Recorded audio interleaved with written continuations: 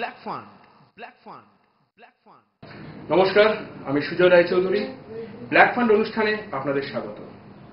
Black fund এমন একটি অনুষ্ঠান যা আপনাদের সতর্ক করার জন্য বেঙ্গল বস তৈরি করেছে। আপনারা জানেন, আমরা শুনেছি যে কিছু গ্রুপ অফ কোম্পানি, সোজা কথায় যাদের আমরা চিট ফান্ড বলে থাকি, এখন ব্যাঙের ছাতার মতো চারিপাশে গজিয়ে গেছে। কলকাতা শহর তথা সারা পশ্চিমবঙ্গে এই গ্রুপ অফ কোম্পানিসের নামে নানান রকম প্রলোভন দেখিয়ে লোকেদের কাছ থেকে টাকা আত্মসাৎ করার জন্য, আপনাদের কাছ থেকে টাকা আত্মসাৎ করার জন্য এইসব কোম্পানি এগিয়ে আসছে। হ্যাঁ, কিছু কোম্পানি আছে, সত্যি ভালো কোম্পানিও আছে, যারা টাকার মূল্যায়ন বোঝে, তারা আপনাদের সঠিক টাকার মূল্যায়নও দিচ্ছে। কিন্তু আর বাকিরা, তারা পুরো ব্যাঙের ছাতার মতো ছড়িয়ে পড়ছে এই সমস্ত অঞ্চলে, সমস্ত জেলায়। এই সমস্ত চিট ফান্ডগুলি আরবিআই এর কোনো রুলস না মেনে খোলা বাজারে নেমে পড়ে। আর এদের প্রথম পদক্ষেপ হয় চেইন সিস্টেমের বিজনেস নামানো। সাধারণ মানুষ অধিক পয়সার লোভে এদের কাছে তাদের পুঁজি, তাদের সমস্ত কিছু জমা রাখে, আর সেটাই হয়ে যায় তাদের কাছে কাল। প্রথম দিকে কিছু কিস্তির টাকা হয়তো এরা দেয়, কিন্তু তারপরে সব অন্ধকার। সেরকমই কিছু কোম্পানির ওপর নজর পড়েছে আমাদের। আমরা ফাঁস করব তাদের কুকীর্তির কথা। দেখতে থাকুন আমাদের অনুষ্ঠান ব্ল্যাক ফান্ড।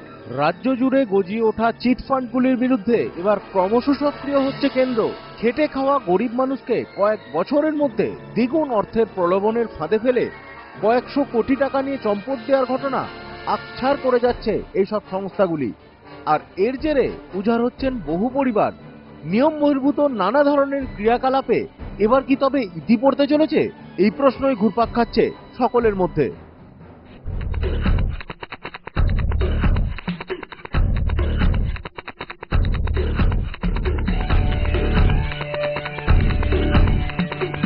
অন্যদিকে এই সকল চিট ফান্ডে নিজেদের জমা করা অর্থ জমা করার আগে অবশ্যই ভাবনা চিন্তা করার প্রয়োজন আছে বলে জানালেন কলকাতা হাইকোর্টের বিচারপতি আর.এন. চৌধুরী।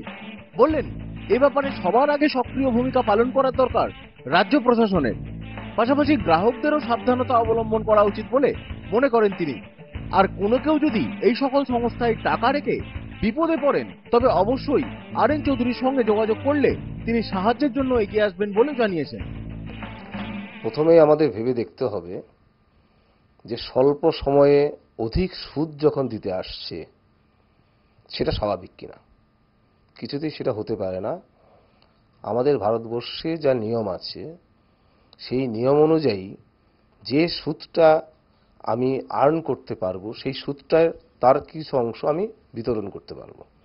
কিন্তু যে সমস্ত চিটফান্ড নামধারী, অনেক সুনাম অর্জন করাও আছে, অনেকে নতুনভাবে আসছে, তারা private limited company, limited company বিভিন্ন রকমভাবে রেজিস্ট্রেশন করছে। রেজিস্ট্রেশন করে সেখানে তারা দেখাচ্ছে যে আমরা এখানে নন ব্যাংকিং অর্গানাইজেশন হিসেবে আমরা ফাংশনিং করছি। আদৌ তা নয়। এবং সেই নন ব্যাংকিং অর্গানাইজেশন দেখাবার জন্য তারা আসছে এমন কিছু প্রকল্প নিয়ে, যে প্রকল্পতে আমরা সাধারণ জনগণ যারা স্বল্প আয় করে, তারা তাদের ভবিষ্যতের পরিকল্পনা করছে, সেই অবস্থায় তারা বিভ্রান্তিতে জড়িয়ে পড়ে তারা ভাবছে যে আমি যদি আজকে 100 টাকা আমি ওখানে জমা রাখি, তাহলে আমি স্বল্প সময়ে 200 টাকা পেয়ে যাব। কিন্তু সেটা সম্ভব নয়। এই বাস্তবতাগুলোকে যখনই পাচ্ছি না, তখনই আমাদের ভাবতে হবে যে এই ধরনের ফান্ডগুলো কিভাবে আসছে, কে ভাববে? প্রথমত ভাবতে হবে সরকারকে, কারণ জনগণ সরকারকে এনেছে তাদের দেখার জন্য। আইনি ব্যবস্থাপনা যেমন আছে, পাশাপাশি প্রশাসন আছে। আইনের চোখে এই যে সমস্ত সংস্থাগুলো স্বল্প সময়ে গজিয়ে ওঠে, তাদেরকে সবসময় বাধা দেওয়ার মতো আসে না। সে আইনগুলো আবার প্রণয়ন করতে হয়, প্রণয়নের পাশাপাশি প্রয়োগ করতে হয়। প্রয়োগ কে করবে? প্রশাসন করবে। প্রশাসনের দুর্বলতা বা প্রশাসনের শিথিলতা বা প্রশাসনের অনেক সময় দেখা যায় অনেক অন্যায়কেও কোনো না কোনো রকমভাবে তারা মেনে নিচ্ছে বা সহযোগিতা করছে, বা ডাইরেক্টলি সহযোগিতা না করলেও ইনডাইরেক্টলি সহযোগিতার স্থান তারা পেয়ে যাচ্ছে। আইনের যে কিছু সেখানে থাকে সেই ফাঁকফোকরগুলোকে তারা পুরো দমে ব্যবহার করছে। সেই ব্যবহার করার ফলশ্রুতি কি হচ্ছে, আমরা সাধারণ জনগণ ক্ষতিগ্রস্ত হচ্ছি। এইটাই মূলত আমাদের আইনি বিশ্লেষণ। এখানে এই ফান্ড যদি তারা অর্থলগ্নি করে, সেই অর্থলগ্নিকারীকে সুদ দেয়, তাহলে তাকে রিজার্ভ ব্যাংক থেকে রেজিস্ট্রেশন নিতে হয়, পারমিশন নিতে হয়। নন ব্যাংকিং অর্গানাইজেশন হলেও তাদের একটা রেজিস্ট্রেশন থাকে। অধিকাংশ ক্ষেত্রে দেখা যায় তারা সেই সমস্ত রেজিস্ট্রেশনগুলোকে ভুয়ো রেজিস্ট্রেশন দেখাচ্ছে এবং তারা বিভিন্ন রকম প্রজেক্ট দেখাচ্ছে যে প্রজেক্টগুলো আদৌ তাদের নয়, হলেও সেটা সত্যিকারের প্রজেক্ট নয়। সেখানে ছোট ছোট প্রজেক্টকে বড় করে দেখাচ্ছে। নুনের কারখানা বলুন, জলের কারখানা, যেখানে খুব অল্প পরিমাণে তারা হয়তো ইনভেস্ট করেছে। হ্যাঁ, হয়তো মাছ চাষ করার জন্য কিছু জলাভূমি কিনলো স্বল্প টাকায়, দলিলটা করলো অনেক বেশি টাকায়, সেটাকে লোকের মাঝে তুলে ধরছে, এই এত বড় আমরা জমি নিয়েছি, এই মাছ চাষ হবে, এই মাছ চাষ থেকে আমরা এইভাবে আমরা উদ্বৃত্ত আনবো, যেখান থেকে দেবো।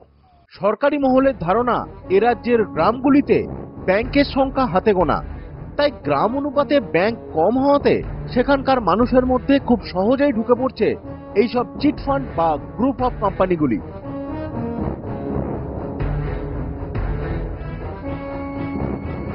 স্বল্প সময়ের মাধ্যমে দ্বিগুণ পরিমাণে অর্থ ফেরত পাওয়া যায়।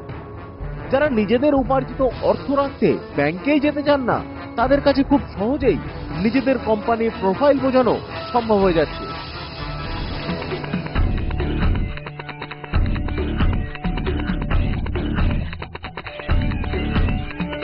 তাই শহরে বহুগুণ অর্থ উপার্জিত মানুষের চেয়ে গ্রামের সহজ সরল মানুষকে নিজেদের কোম্পানির আওতাভুক্ত করানো অনেক সোজা।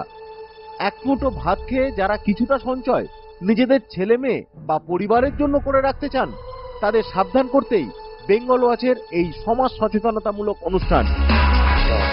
Black fund, black fund, black fund. Security and exchange board of ইন্ডিয়ার নজরে পড়েছে এরকম বেশ কয়েকটি চিট ফান্ড। সেবির পক্ষ থেকে ব্যবস্থাও গ্রহণ করা হয়েছে।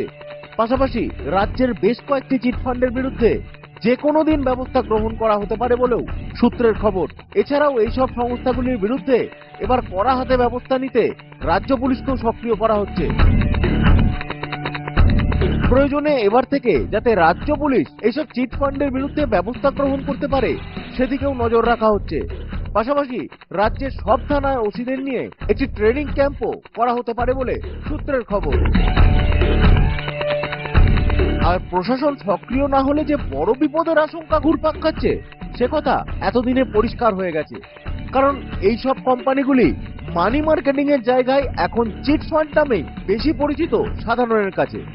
কারণ আইনের জাতাকলে পড়লে এদের অনেকেরই হৃদস্পন্দন বেড়ে যায়।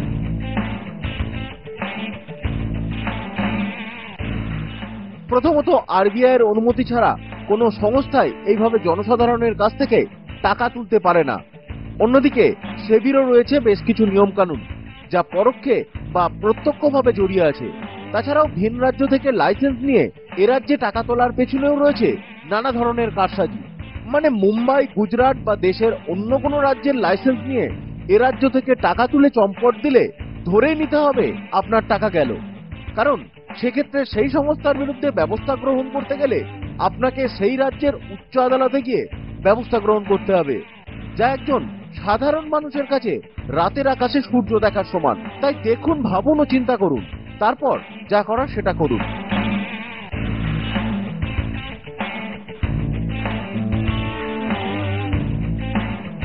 আর সাধারণ মানুষের পাশাপাশি সমস্যায় পড়েছেন এই সকল কোম্পানির হয়ে কাজ করা এজেন্টরাও।